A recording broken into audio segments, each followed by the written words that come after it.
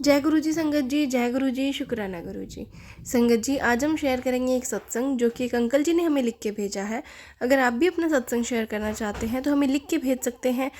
Description में WhatsApp number और email ID दिया हुआ, वहाँ जाके आप हमें अपना जो है सत्संग शेयर कर सकते हैं।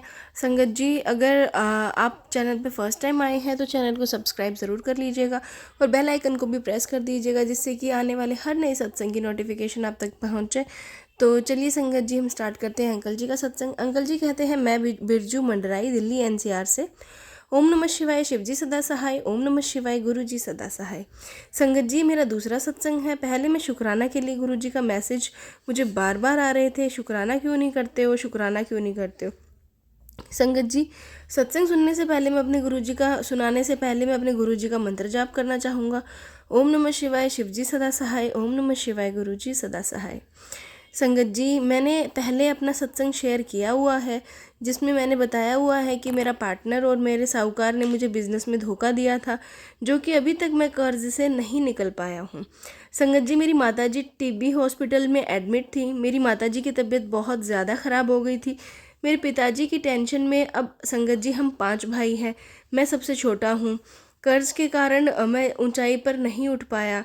अब संगत जी, मैं सब भाई की छोटी मोटी हेल्प भी करता था और हमारे भाइयों में इतना प्रेम था कि पता नहीं चलता था संगत जी कि कब और कितना खर्च हो गए। आगे भी हम सब भाई और भाभी के भाई भाभी बच्चे सब प्यार से रहते थे सब संगत जी। पर माताजी की मृत्यु के बाद वह प्यार ही नहीं रहा। सब भाई एक दूसरे से चिढ़ने लगे और बदतमीजी से बोलने लगे। पर संगत जी, मैं फिर भी समझता था कि एक दूसरे को गलत शब्द मत बोलो। संगत जी, मेरे बड़े भाई मुझे बहुत ही प्यार करते थे, पैसा होता था तब। अब पता नहीं क्या हो गया संगत जी, मुझे नहीं पता। गुरुजी, मुझे ऐसा लगता था कि जब मेरी कमाई अच्छी होती थी तो सब मुझसे इस प्यार से बोलते थे। अब ना मेरा कारोबार रहा और ना ही पैसे रहे, रुपए रहे। जो कुछ भी था सब कर्ज में बिक गया। गुरुजी, बस अब मेरे पास एक मोटरसाइकिल और एक फ्लैट है, उसकी भी किस्त 15,000 रुपये मुझे देनी पड़ती है। 5 साल की किस्त फ्लैट की बाकी है और सर पर कर्जा है। मुझे कुछ भी समझ में नहीं आ रहा है कि मैं कैसे लोगों को समझाऊं कि और कैसे कर्ज वालों को पैसे दूंगा। बस यही सोच सोच कर अकेले अकेले रो लेता हूँ और अपने ही दिल को समझाकर चुप हो जाता हूँ। गुरुजी, क्या पैसा ही सब कुछ होता है? तभी रिश्ते होते हैं और रिश्ते ही अच्छा होते हैं तो बोलते पैसे नहीं होते हैं। तो रिश्ते भी इतने ख़राब हो जाते हैं ना, जो सुख दुख में याद ही नहीं करते। संगत जी, आज भी मैंने मन में कोई छल कपट नहीं है भाइयों के लिए। मैंने सब भाइयों की मदद भी की थी और कुछ भाइयों की वजह से मैं कर्ज भी हो गया था। मैंने भतीजा भतीजी की शादी में करी थी, तब मेरे भाइयों की स्थिति अच्छी नहीं थी। मैंने मेरे होते हुए किसी के आगे हाथ नहीं फैलाने दिया।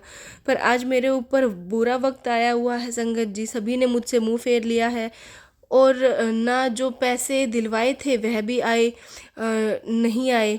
तब भी सोचकर हम चारों भाई आपस में बात की और हम एक बार और मिलकर काम करते हैं। हमने माता और पिताजी की मृत्यु के बाद मकान बेचा 53 लाख रुपए का। संगत जी, जो 2022 दिसंबर से हमने काम शुरू किया, जो एक भाई के हिस्से में 10 लाख रुपए आए थे, वह पिछले भाई के परिवार हमारे साथ काम करने के लिए राज़ी नहीं हुआ। उन्होंने 10 लाख रुपए ले लिए। हम 4 भाइयों ने पहले हिसाब किया तो मैं अपने पैसे मांगे तो बोलने लगे, पहले हमारे साथ काम करो, जो भी प्रॉफिट होगा उससे तुम्हें तुम्हारा कर्ज दे देंगे। मैं संगत जी पहले तो मना ही करता रहा, पर बाद में मुझे तरस आया कि चलो काम करते हैं। मुझे नॉलेज तो थी संगत जी काम की, भाइयों को नहीं थी। काम करने से पहले संगत जी, मैंने जो पैसे भाइयों को दिलवाए थे उसका जो भी ब्याज का हिसाब किया और मूल भी नहीं दिया। मैंने बोला चलो कोई नहीं, साहूकार को मैं 1 साल के लिए समझा लेता हूँ। और संगत जी, मैंने अपने प्यारे भाइयों की बात मानकर मैं साहूकार को 1 साल के लिए मना लिया और ब्याज के पैसे दिए। अब क्या होता है संगत जी, मुझे तीनों भाइयों के साथ पार्टनर करना पड़ता है। पहले सब भाइयों ने 6.5 लाख रुपए मिलाने के लिए बोला था। हमने इंद्रलोक में 54,000 महीने की दुकान किराए पर ली।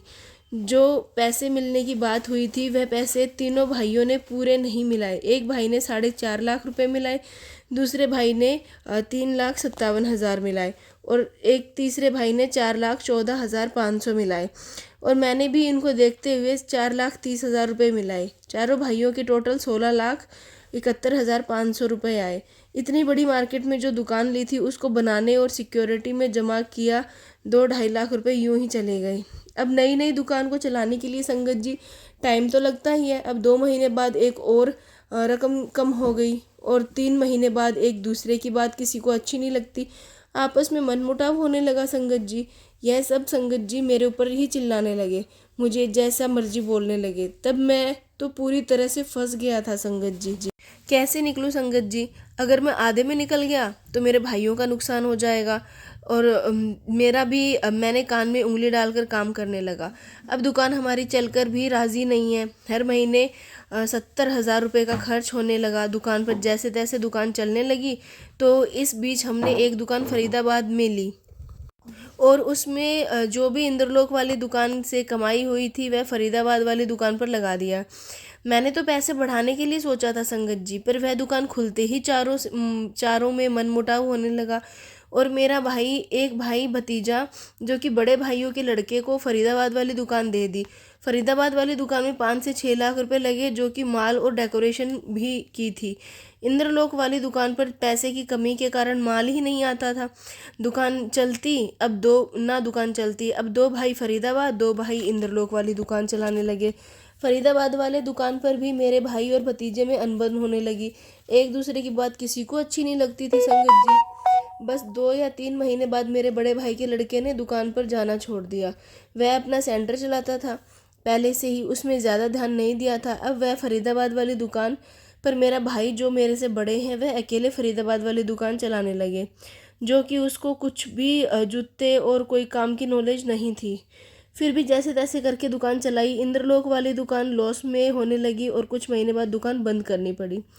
जो माता पिता की ज़मीन के पैसे लगे थे वह सब ऐसे ही 1 साल में ख़त्म हो गए संगत जी। और अब मेरे भाई मेरे ऊपर शक करते हैं कि सब पैसे तेरे पास ही हैं। अभी तक हिसाब नहीं किया है। मैं बोलते बोलते थक गया हूँ कि हिसाब कर लो, जो भी जिसके ऊपर निकलेगा वह देगा। मैंने बोला, पैसे को लेकर रिश्तों में दरार पैदा मत करो, सब ठीक हो जाएगा। बुरे वक्त में गलत बोलने से सही समय नहीं आता है और सही वक्त में गलत बोलने से गलत समय आ जाता है। अब घर में सबसे छोटा मैं समझाता भी हूँ तो वह मेरी बात समझने को राजी नहीं है संगत जी। अभी भी हिसाब नहीं किया है। बस गुरुजी से दिल से दुआ करता हूँ कि हिसाब राजी खुशी हो जाए। मेरे ऊपर जो परिवार वालों ने दाग लगाया है, हिसाब के बाद दूध का दूध और पानी का पानी हो जाए, फिर कोई मनमुटाव नहीं रहेगा संगत जी। आप अपने घर खुश रहो और मैं अपने घर खुश रहूँ। तो अब ज़्यादा नहीं बोलकर मैं सत्संग को यहीं विराम देता हूँ। ओम नमः शिवाय, शिवजी सदा सहाय। ओम नमः शिवाय, गुरुजी सदा सहाय। बस गुरुजी से अरदास करता हूँ कि मेरे भाइयों का सबका भला हो, सब अच्छे से रहे, राजी खुशी रहे। बस गुरुजी से अरदास करता हूँ, कमाने की बुद्धि दें उनको गुरुजी। उनको मैं बिज्जू मंडराई रही अपना सत्संग यहीं समाप्त करता हूँ। तो चलिए संगत जी, ये था अंकल जी का सत्संग जो कि उन्होंने हमारे साथ शेयर किया है। तो संगत जी मिलते हैं अगले सत्संग में। जब तक के लिए संगत जी जय गुरु जी, शुक्राना गुरु जी।